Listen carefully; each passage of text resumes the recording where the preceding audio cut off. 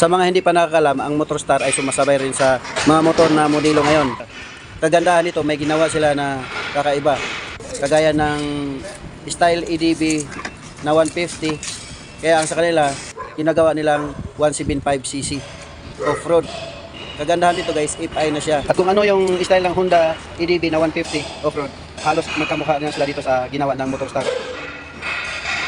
Mula sa gulong, sa clearings, sa ka-design sa harap, na may nakalagay na windshield sa harap. Yung style ng apakan niya dito sa side, pati sa compartment, halos walang pinagkaiba. Siguro may pagkakaiba ng konti, pero halos konting-konti lang. Sa mga hindi pa nakakalam, ang Motorstar ay meron din silang mga panlaban na motor. Meron silang ginawa na 900cc off-road, semi-enduro style. Meron din silang Explorer style ng CBR 250cc. Sa Motorstar guys, dami kang pagpipilian na motor. Motorstar, wala kang katulad.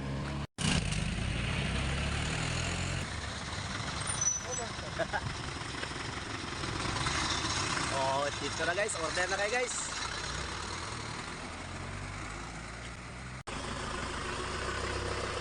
EDB 175cc FI guys. Gusto nyo makamura, mag Motorstar na kayo.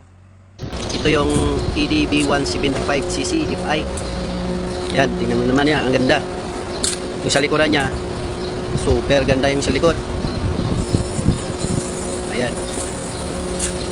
Yan, naka-FI na po yan guys. Sobrang kapal ng gulong sa likuran. Ito naman yung Explorer 250cc. Yan. Sobrang ganda sa likuran yan. Pati sa harap niyan para hindi kayo tatingan.